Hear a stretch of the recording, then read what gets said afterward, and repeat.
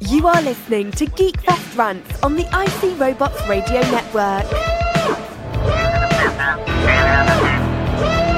You have located GeekFest Rants, the entertainment podcast for genre geeks like you.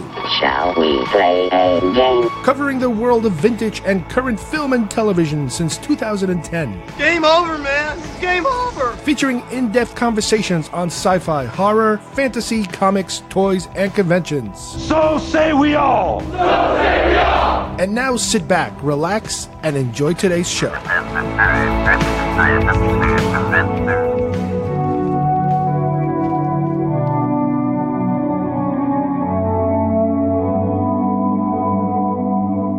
Crimson, primordial sky, the wretched warlock reached into the dark embrace. His fist closed around the serpent's eye. Strange and eternal. I need you to get me that girl I saw. You know what to do.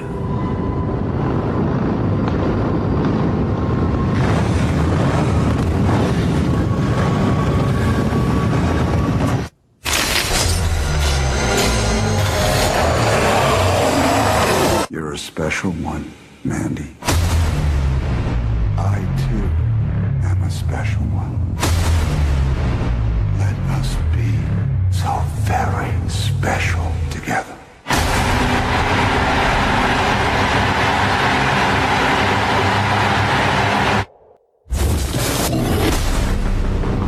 So what you gonna do with that thing? I'm going hunting. So what you hunting? It's crazy evil!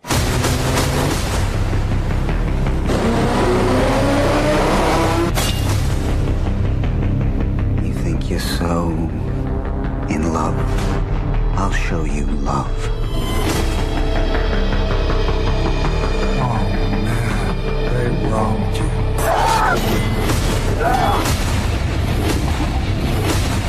You exceeded cosmic darkness. Glowed from within, strange and eternal.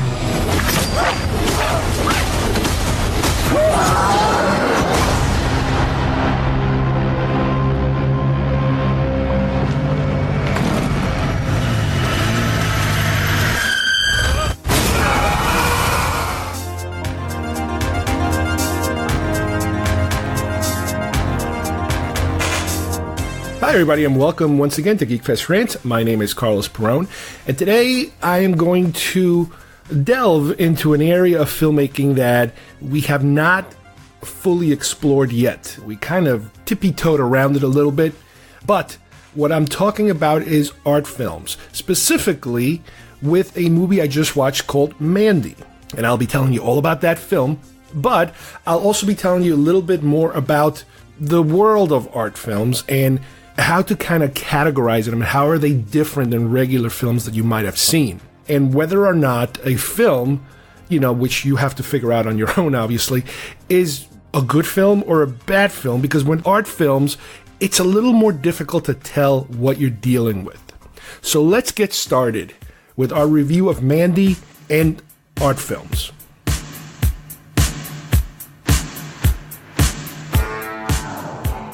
What did I teach you? You are the Duke of New York. You're a number one. You will not laugh. You will not cry. You will learn by the numbers. I will teach you. Can you dig it? Open the pod bay doors, Hal.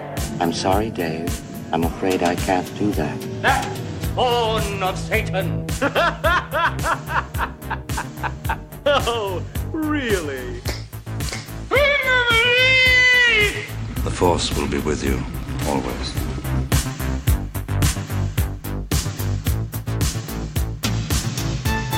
Today I want to explore an area of filmmaking that I kind of just scratched the surface here and there, but not specifically focused on it directly.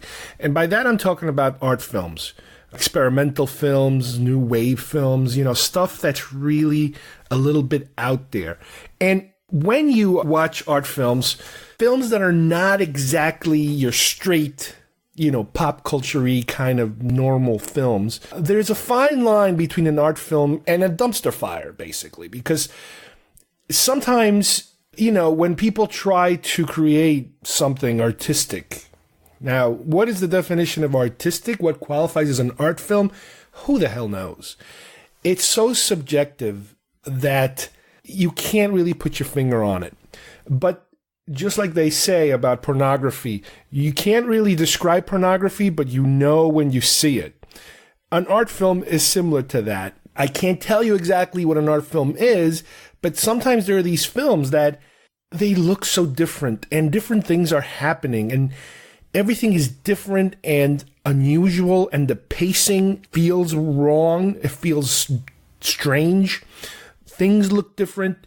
You see things that normally you won't see. Many times you feel very, very uncomfortable watching these type of films or these sort of sequences in a film.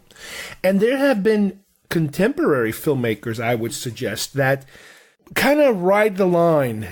Filmmakers that every now and then they veer into an artsy kind of environment. And a good example would be probably I would say the best known one would be somebody like Stanley Kubrick. We talked about him before, where you're watching this film and aspects of the film are very normal, but then things turn weird and strange, and there's something off about everything you're watching. So that is one possibility of how people might experience or kind of gateway themselves into the realm of an artsy kind of film. The particular film that I was recently watching that kind of led me down this particular rabbit hole is called Mandy. It's a 2018 film directed by Panos Cosmatos. Now, when I first heard that name, Panos Cosmatos, I'm like, that is a very unusual name. Especially that last name sounds very familiar to me. And if you look around a little bit, you go to IMDb or Wikipedia and you start to look at his name. The reason I'm familiar with his name is because his father was the director of Rambo First Blood Part 2 and Cobra and Tombstone. So we're going back to the 80s here in terms of, wow, this guy is this guy's son. And he just made a movie last year called Mandy, starring Nicolas Cage, that got somewhat of a buzz going around it as it being a different kind of movie, not a family movie, that's for sure. So I've been kind of waiting for this movie to come out on DVD or Blu-ray so I could, watch it. I wasn't going to go see it in the theater because I honestly, to tell the truth, I don't even think that movie, there's no way in hell that this movie would have been playing in the area that I'm in. A movie like Suspiria, that remake that was made last year also of that horror film, it was supposed to come to my area, but it didn't. Don't know why. There are all kinds of weird movies that show up here, but this isn't the town for that kind of movie.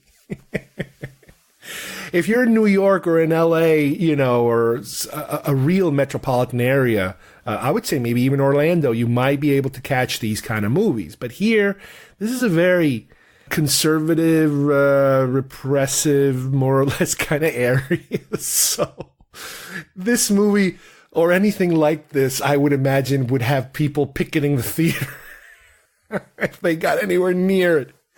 But anyway, so I wanted to see this film and I was waiting for it. And I kind of forgot about it for a while. And I'm, in the back of my head, I'm thinking, oh yeah, this movie will eventually come up, it'll eventually show up on Netflix. So the other day, I don't know, 2 weeks ago, I received a movie called Beyond the Black Rainbow. And I could not remember why I had ordered this movie, in my Netflix queue. And this is something that I used to do a long time ago, back when I used to regularly visit the Ain't It Cool website.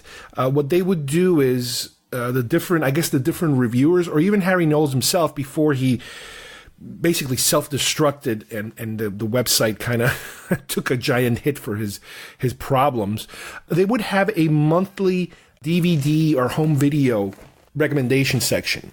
And not only would they recommend and kind of review your typical films that come out, your very popular films, whether it's a Disney film or a Star Wars film or a Marvel, DC, whatever, they would do the regular stuff. But then they would also do some very old classics, black and white classics. And they would do some weird films that I have never heard about that kind of would bring me back to, my old college days of hanging out with people and exploring these weird films, whether they're horror or sci-fi or, all the weird stuff, genre stuff that is kind of like in the basement of most of the genre material that we're into right now. Obviously, we go for the big stuff. We always go for the blockbustery, we have our top tier people. But then there's a B tier and a C tier, and you can go, take that elevator ride all the way to the bottom of some real weird, crazy stuff. And that website would sometimes dip into that. So this is exactly the type of movie that would have been recommended, if they continued that practice, because they stopped doing it. They stopped doing this video recommendation section, which I really miss. I wish I could find another website that could recommend unusual, crazy films like that. But anyway, so I received this film, and I could not remember why the hell I had ordered it. I couldn't pinpoint why I had ordered this film or how I had heard about it. I could not make any heads or tails. So I watched it. And it was different. It was super artsy, almost like a drug experience, if you will, in terms of how trippy, weird, the imagery is so strange, the manner in which the story is being told, the pacing of the story, the things that happen. It was just out there. And it's one of these films that, you go into it thinking, okay, I have a background, a little bit of a background. I wouldn't call myself, like an art house snob or anything, but through my limited film viewing, I do have a small archive of films that I've seen, which I'll talk about some of them today, that kind of fall in that realm. So I do have a point of reference in terms of, okay, I understand how this kind of might work. Don't get me wrong. Once you go down the art house or art scene or art whatever it is, whether it's film or whatever, there's going to be a million people that are a million times more knowledgeable, and they will tell you how knowledgeable they are. That is definitely one of the staples of artsy kind of crowds. They're not very modest about their knowledge or their perceived knowledge. So, okay, I'm watching this film, and I cannot make heads or tails of almost anything that's going on. There's a story being told about some woman that seems to be imprisoned in some kind of a laboratory, and there's a scientist performing these experiments on her, and she seems to have these mind powers, and she's trying to escape, and he has this weird relationship with his family and other science. Again, I cannot make heads or tails of this movie. All the way to the end, there are things in the movie which I didn't understand. Later on, I watched a couple of reviews of the movie on YouTube, and some people are saying, oh, well, see, this whole movie is a dream that somebody's having because these things are not real and it's all perceived. I'm like, whoa, holy crap, how did you get... I mean, it's one of those movies. But what I was able to extract from the movie was that visually, it looks like they had a very small budget to make this movie. And visually, they created something very good. The cinematography in this film was very good, considering possibly what the small budget that they had. The imagery is really interesting. The framing of the shots, the colors, they do some real weird stuff. It looked like an amazing student film, if you will. Back when you had, I'm sure they still make student films, but it looked like something that this was some kind of imagery and things that were inside somebody's head, and they were just dying to get it out on film. In this case, digital film or digital, whatever the hell drives memory, whatever the hell it is that it works nowadays. Nobody shoots film. So it's one of these films that it's like, it's really not a good film overall, but there is some good stuff in there. It's like a diamond in the rough. The overall structure is a mess, but there are some really interesting, good things about it. You know, I would love to see what this person does next, okay? So that is how I later realized that I got connected to this film, that I had actually put it, was because this other film, Mandy, that I just watched, the director, his first film was Beyond the Black Rainbow. So, okay, which it kind of scared me a little bit in a way, because I was like, oh, wait a minute, that's the same guy? Because, you know, I was expecting, you know, I want to like these films, you know, of course. You want to like every film you watch. You're not going into a film purposely wanting to trash a film. But because there was so much hype about Mandy, I was hoping that I would see something, you know, in the earlier films. So, for example, if you for example jump into, let's say, a Tarantino film, and you jump into it at Pulp Fiction, okay, and you're like, whoa, Pulp Fiction was awesome. You know, let's look at his earlier films.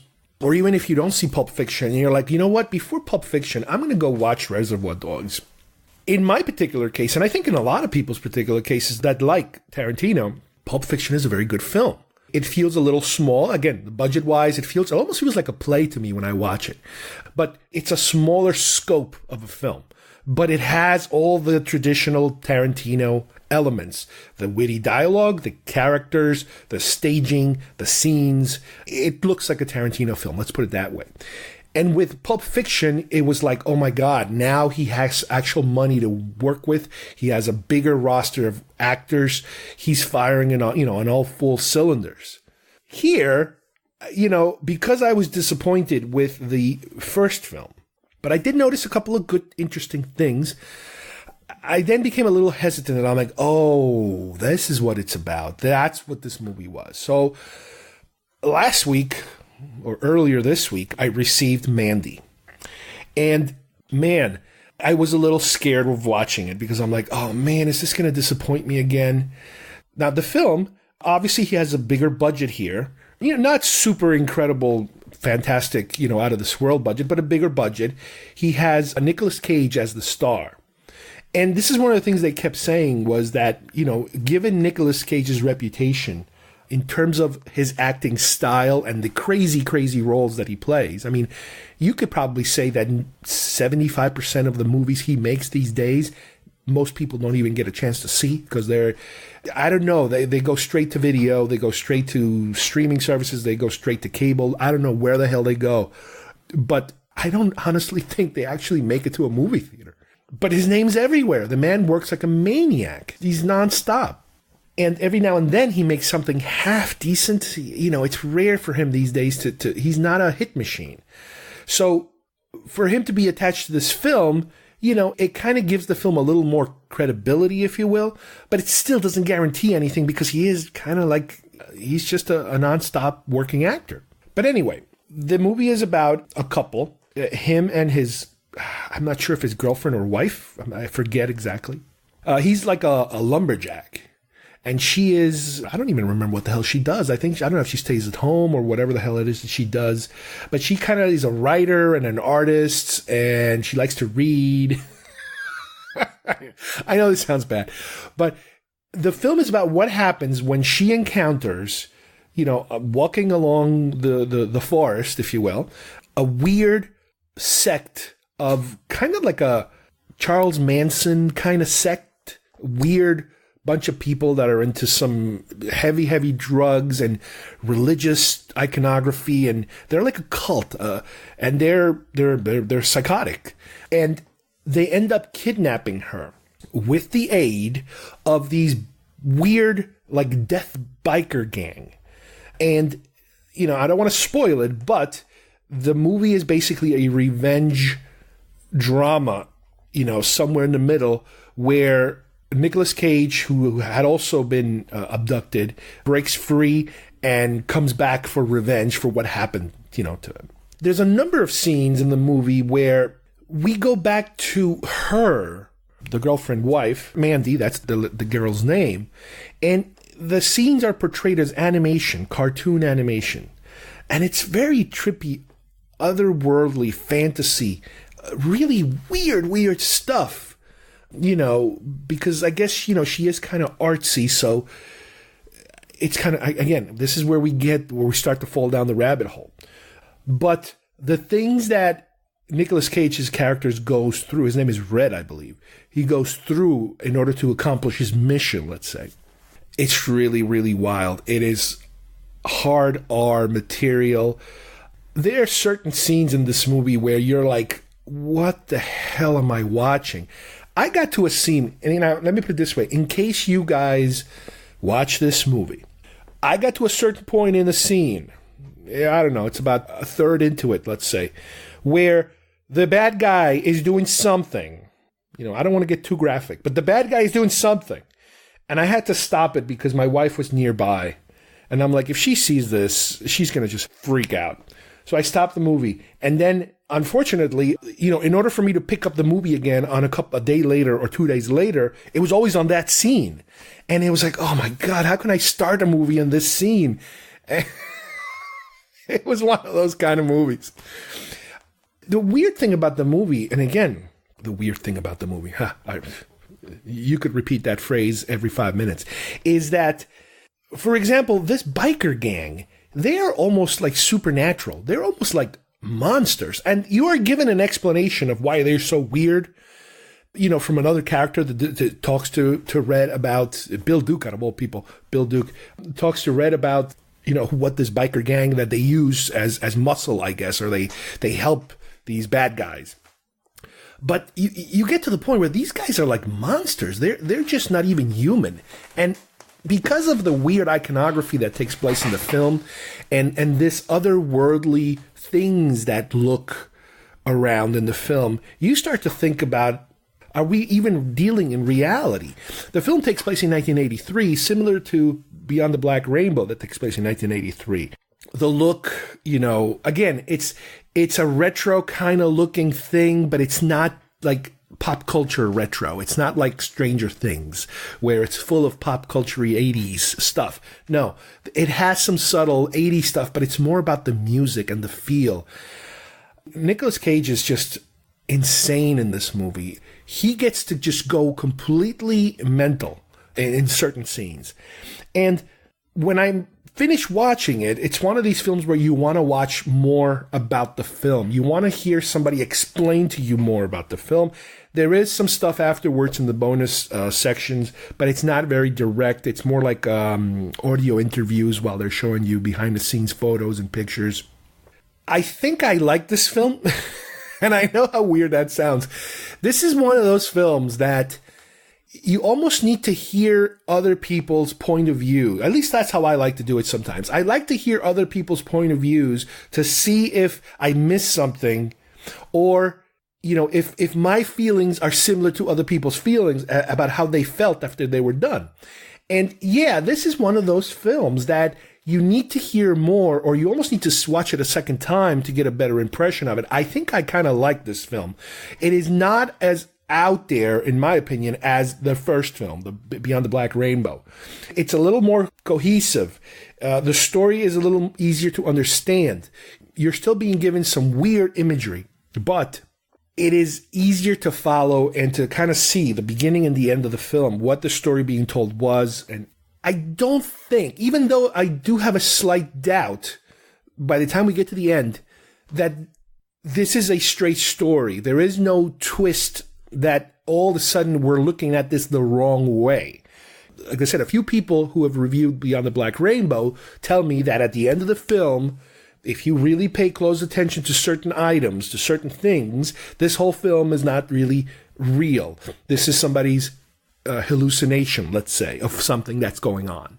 I don't think this is what's happening on Mandy. I could be wrong, because the last shot of the movie really kind of threw me a little bit for a loop. And I'm like, wait a minute. Are we talking about this, or are we talking about that? It's one of those kind of things. Now, don't get me wrong. I am certain that a big intent of this film is to keep you confused and wondering about what is real. And that is not necessarily a bad thing for this kind of film. when you're talking about a straight film, a straight narrative, a straight normal film, you don't want to be guessing too much. You could pull the little tricks here or there, the M. Night Shyamalan twist endings, that's acceptable. But it all has to make sense. But when you're dealing with art films or experimental films, the idea of having to be dealing with something like that is not necessarily something that is as unacceptable as if it was a regular film. So overall, I would say that Mandy is a good film, and I'm really curious to see what will this director do next. The behind-the-scenes stuff in the DVD also gives you an insight into Elijah Wood was also one of the producers of the film, and he was one of the ones that was championing Beyond the Black Rainbow to entice other people into getting into this film and to participating in it. So it's really interesting, that the people involved in making it. But where do you categorize this film? Like I said, it's not a straight film. What this film will do is kind of, if you're into it, if you enjoy this sort of thing, it could open the doors to this other world of movie making that's out there. That is, I would say it's more adult in terms of definitely not for children. I would say you should at least be 17 or 18 years old if you're going to start watching this kind of stuff. Obviously, this is an R-rated film, very violent, certain scenes, very disturbing images. A lot of these films, it's either violence or sexual nature in terms of what you're dealing with that is really extreme. It's really the type of stuff you're not used to seeing in a film. Different parts of the world have different standards for what is acceptable. Like, for example, I believe in England, they're a little more open about sexual content, but they're a little more repressed having to do with violence. So it's a game that, different countries play in terms of what their norms are. But if you kind of want to go down this route, there are many, many films and filmmakers. Like I mentioned before, somebody like Stanley Kubrick. Okay, Stanley Kubrick, you're going to notice some things that are different about him. They're different about the way he does his thing, the way that he did his films, the way that he stages scenes, the way things look, the pacing. There's a Stanley Kubrick feel to it. That, if you then jump to some of these other films, you might start to see stuff like that. So you take, for example, and I'm going to just kind of randomly go in some different directions here, but a movie like Natural Born Killers. This is a movie, it's an Oliver Stone film, and it's probably one of his weirdest films. I'm not going to say it goes so off the rails, but compared to his other films, this is a movie that did some very different things visually. And the content of the movie is really, it's not that attractive. It's a very dark subject, which, again, if you want to examine that film in itself, what is the purpose of the film? What is the story, the meaning of the film? It has to do a lot with the television culture and the reality culture, which, again, we've reached a high point now in reality because, like I mentioned many times before, reality television now has permeated into everyday events, including politics. And you could say that he was kind of telling us that back then, even though it wasn't a political film really, it was more about the self-obsessed mentality, of mass consumer consumption and how we will look the other way to such atrocities as violence and crime just as long as we're entertained. Again, we're getting deep into the movie itself, but that's not the point. The point is that this is a film that experimented with visuals that were very different. And at the time, he was kind of working his way to that. He had just done JFK, I believe, where he kind of dabbled a little bit in different film stock, different film grain, with different scenes and flashbacks. But with Natural Born Killers, he went haywire. He shot certain scenes on completely an unrealistic manner, which was very jarring at the time because, you're used to a certain level of filmmaking of realism, and now you get hit with what could be considered surrealism. Things that are not realistic looking, but they're leaving this impression, this burned-in impression in your mind of a certain scene or a certain memory that's being replayed, but it looks completely unrealistic. on purpose. And that's the thing. It's done on purpose because he's trying to evoke a feeling out of you that normally you wouldn't possibly have gotten if it was a straight film. So there's a director that kind of dabbled with it a little bit. The best probably example, I would say, is somebody like David Lynch.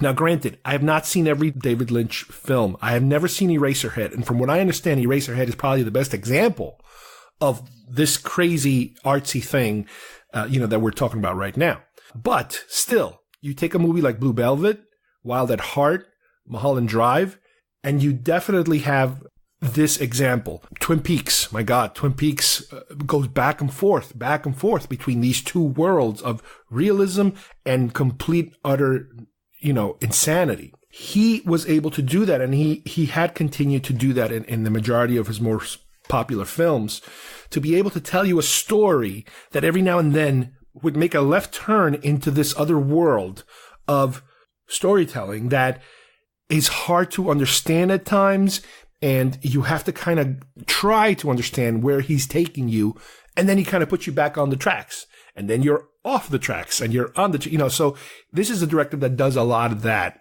and he became famous because of that. That was his thing, his shtick, if you will. He didn't just live in one world, he kind of lived on both worlds. Which I guess that's, that's something, it's a way of making a career. You want the mass audience, because traditionally, art films, anything like that, low budget stuff, it's very small, doesn't really make a lot of money. Sometimes it's a stepping stone to something else.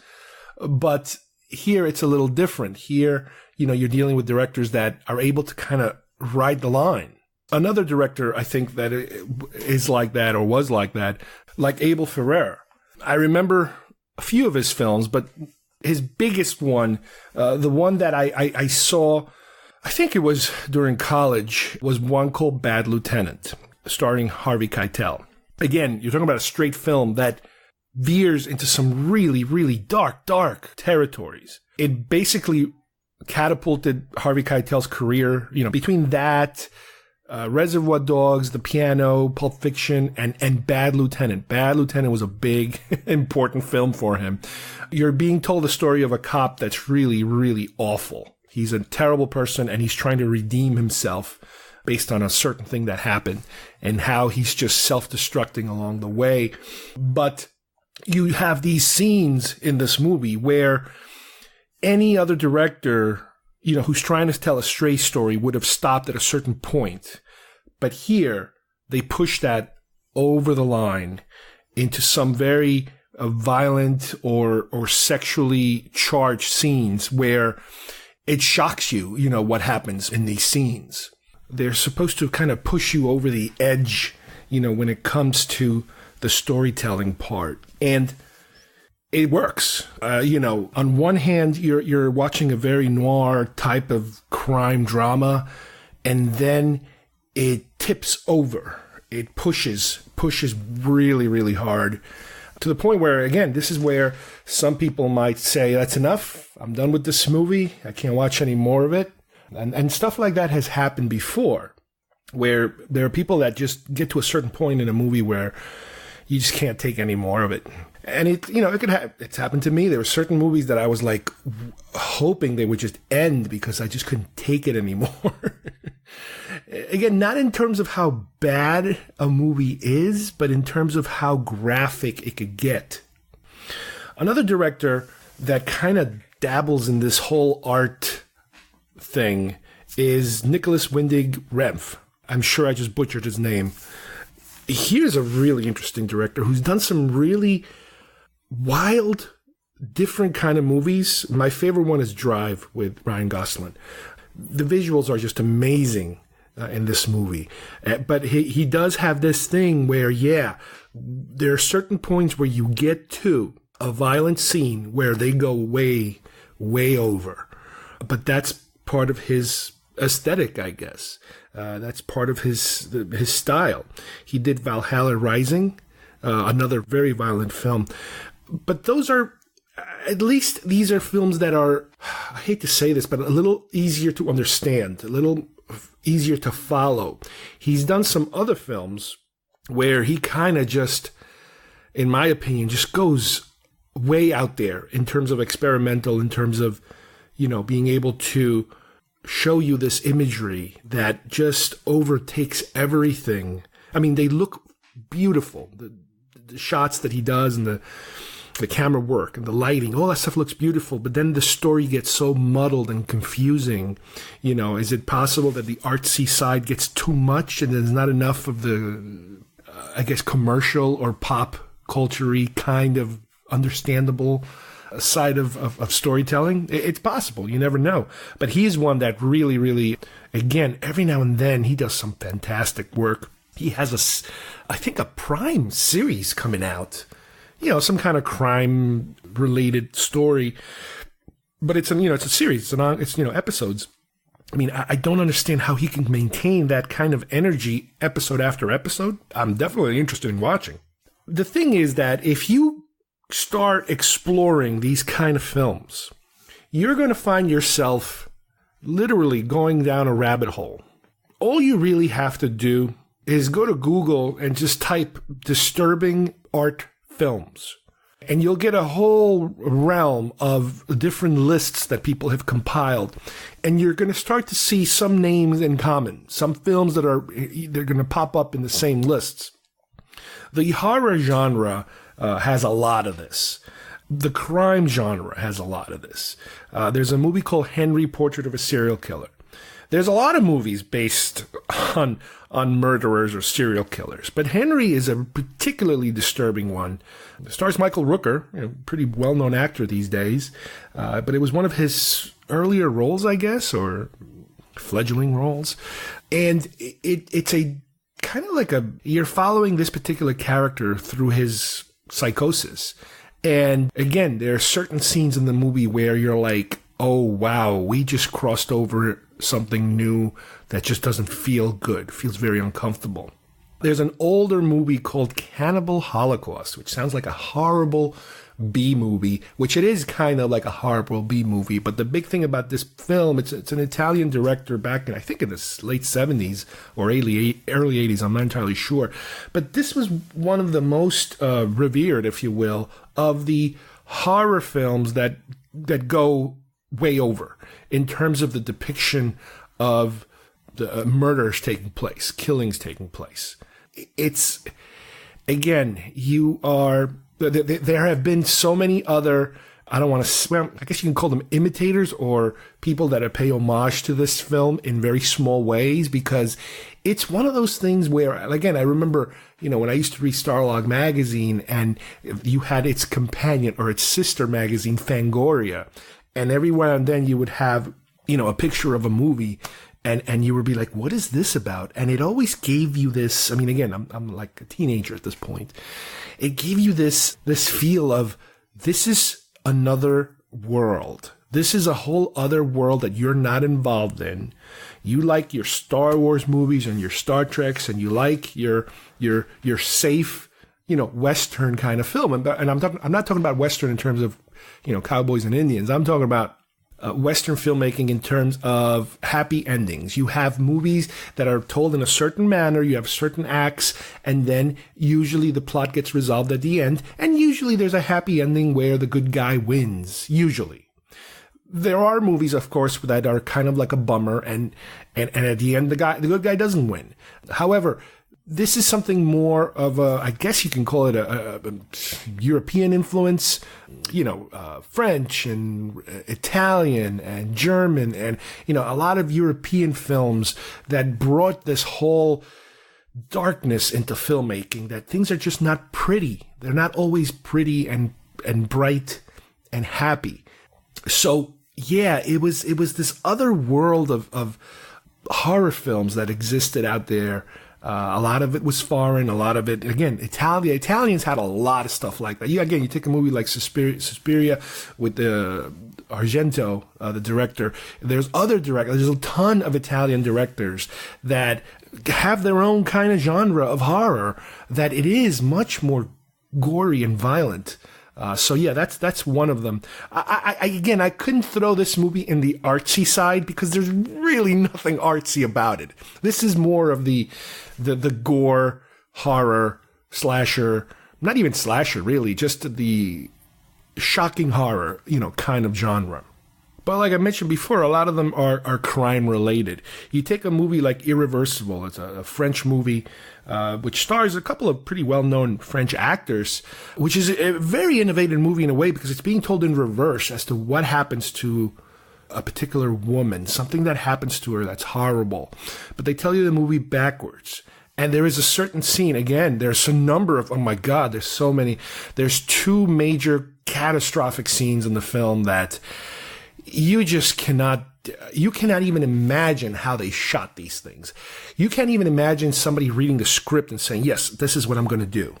And then doing it and then performing it. And this is not like a one-take thing. These people have to do this a number of times. It is just, you feel exhausted. You feel beaten watching this. That's another one. Again, if you're going down the rabbit hole, another movie might be a little more familiar is Requiem for a Dream by Aronofsky. Pretty well-known director. He did, I think his last movie might have been Mother, which we've talked about here before too. Yeah, this was one of his first bigger films. He kind of started out small, but this was one of his first bigger films. Jared Leto's in it, Jennifer Connelly. I'm amazed at the fact that especially Jennifer Connelly recovered from this movie in terms of she did get a career out of Hollywood, and she still kind of works. But there's a scene in this. I mean, the movie is about drug addiction, okay? And with Jared Leto, there's certain things that happen to him because of his drug addiction that is just horrific to watch. But with her, she does something. There's a scene. It's an infamous scene. It's sexual in nature. And again, it's the type of scene that when you think about it, you're like, wow, how does an actor recover from this? How do people say, I mean, I guess if it's artsy enough, you could say, yeah, I want to work with this person. But you figure, you're reading the script and you're like, yeah. And then you have a scene where, she hits the bottom of the barrel with this drugs and she does this on camera. Granted, it's simulated, but wow, you're like, holy moly. It's one of these films, again, that they ride this line, they take you to the edge, and then they cross that line into this other world where you're like, wow, I don't know if I can finish this. But I would say the most probably controversial film of all of them is one I recently watched, and it's one that's been on a lot of these lists as the number 1 most controversial, shocking, disturbing film ever made. It's, again, I'm thinking it's either the late 60s or the early 70s. An Italian director. This is a film that's part of the Criterion collection of, film archives, important films, if you will, called Salo, or 120 Days of Sodom. Okay. This is definitely a film, out of all of the ones that I've talked to before, that I mentioned before, that I almost couldn't finish. I almost could not finish. And it's the film that I kept saying to myself, oh my God, this thing better end soon. It's kind of like put me out of my misery and put these characters out of their misery. On one hand, and I know that there's the intent of the film, because I've watched some of the documentaries and I watched some of the interviews and some of the reviews, that the director was a very artsy Italian director, and he was trying to make a point about fascism and consumerism, how those two things can go hand in hand and go completely haywire. The film takes place around World War II. In a secluded area, in a luxury estate, with these rich people that are able to kidnap a whole bunch of young men and women and force them to do these unbelievable, violent and sexual and disgusting things. Let's put it that way. A lot of it is shown on camera. Granted, again, you're dealing with reenactments, if you will. It's acting. It's not real.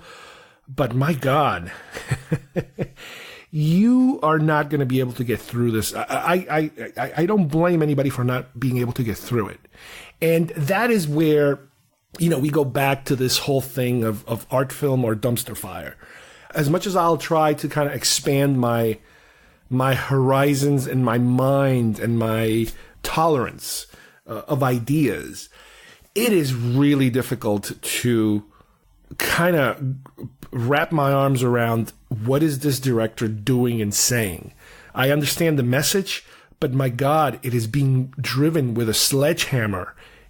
It is just a relentless assault on the viewer. And this is one way of kind of trying to figure out, because you see, a lot of times, like I mentioned earlier, not a lot of people consider themselves to be fans of art films. And when you're dealing with art and when you're jumping into that subject, I automatically always default to, I'm not an expert at this. I am just a bystander. I might have a little more exposure than your average person because I purposely looked for it and I've explored it. And every now and then, I do hit these films. I just watched Mandy and I'm pretty sure I liked it. A lot of these films, that's the other thing. It's like you just don't know how to feel. You just don't understand how to feel because you don't feel you have enough information. Sometimes they hit you, boom, straight on. A movie like Drive, I was a fan of that movie the second I saw it. And I was like, there is no explanation needed here. Whatever this was, I like. But then there are films that you need a little push sometimes. And that little push will guide you in one direction or the other direction. Because yes, a lot of times, especially with an art film, you might not understand it. You might not have gotten it. Whatever it is the director's trying to tell you, because sometimes they're being so vague, again, on purpose, because this is the realm where you're allowed to be vague. You're allowed to, you put an idea out there and it's so the audience can react in different manners. I mean, is that a cop-out? Is there, do you have an obligation to present a cohesive story to your audience? On a normal film, you have more of an obligation to do that. On an art film, you don't. But can you go too far? Can you just light the dumpster on fire and say it's art? There's a crap in the corner of the room. That's art. And then you got people going, well, wait a minute. I think that is art. It's like, yeah, with art films, just like any art, there is that possibility that it is just so out there that nobody really understands and nobody really wants to admit that, no, this is just crap. And there are a lot of those kind of films out there. You got to remember, not everybody is an artist and not everybody can produce an artistic piece, but they're going to try. And I don't blame them. I encourage it. Unless you try, you're not going to succeed in making these kind of films. And not everybody hits a home run. Let's put it that way. But like I mentioned before, do your Google searches, find out what these movies are. If there are certain themes you don't like the horror side, then steer closer to maybe the dramatics or the crime. There's stuff like that out there. There's stuff that's just nuts. I mean, it's insane. But this is not for kids. No way in hell. This is definitely, 18 and over crowd. This is the NC-17. And not not X-rated, because again, there's a difference here. There's a difference, but it gets very close. That line gets very close to something that goes over the line and something that is adult artistic. A lot of these directors, they're still out there. They're working. Every now and then one will pop up. This one this guy who just did Mandy. Yeah, I mean, again, his first film, as far as I'm concerned, was a bit of a miss, but there was enough stuff in there that you're like, well, you know what? Give him another chance. Give him a little more money. Let's see what he can do. And as far as I'm concerned, it worked. I am interested in to see what he does next. And if that's what it's all about, that's what it's all about. But there are a lot of other films out there. A lot of these films we talked about, there are a couple of directors with a track record. Some of these directors are just like one-hit wonders, if you will, and if you can even consider those a hit. But there are certain films that have made an impact on the viewer. And you might have different reactions to it. That's the thing. You never know how these films will affect you. When you're exploring film, from a cinematic, educational experience, you are going to want to explore the genres. There was a point where I was exploring the Westerns, the classic Westerns, the spaghetti Westerns, specifically spaghetti Westerns. So I kind of dove into that for a while. Then I was looking for something, horror. Okay, dove into horror, Hong Kong films, John Woo films, all that kind of Hong Kong cinema. I dove over there. And then there was a period where I kind of dove into these films, trying to find, what was that all about? So yeah, there's a lot of different doors that you can open, in the genre world. Just be careful, because some of these doors are very nasty and disturbing. All right, I hope everybody enjoyed today's show.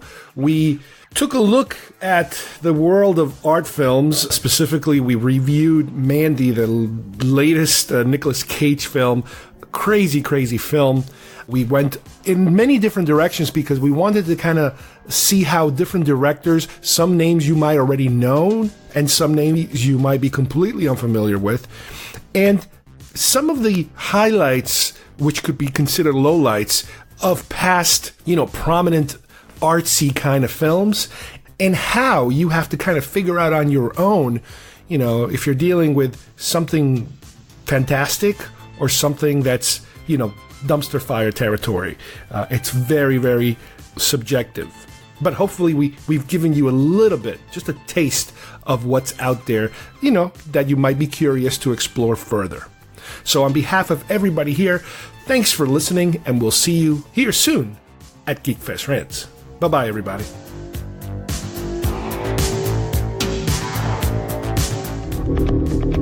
If I drive for you, you give me a time and a place. I give you a 5-minute window.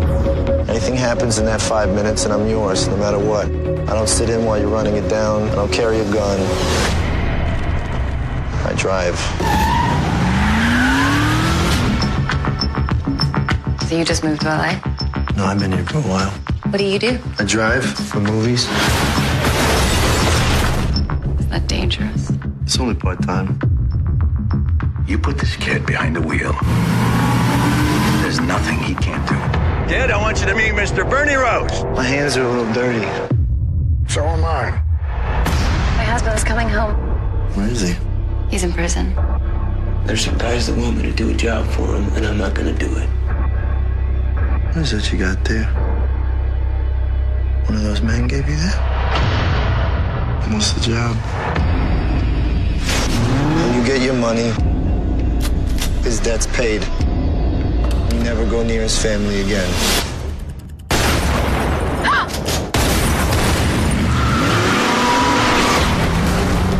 Did you have any idea there'd be a second car?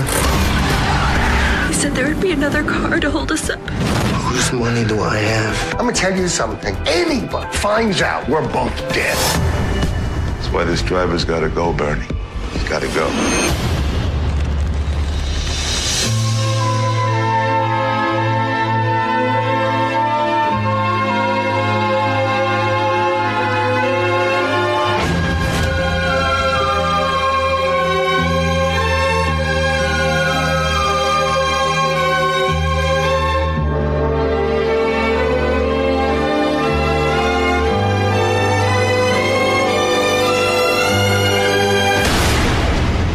Remember this?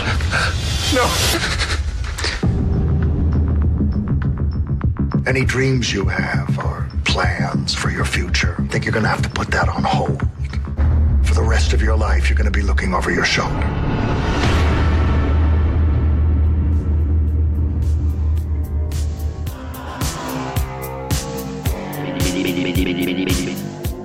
If you would like to subscribe to our show, send us messages, or see video links to some of the topics we talked about today, please visit our homepage at geekfestrants.com or our YouTube channel, Facebook page, or iTunes at GeekFest Rants.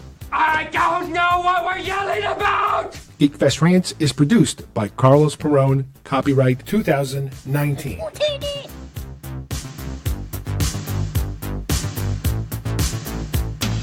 This broadcast is part of the IC Robots Radio Network.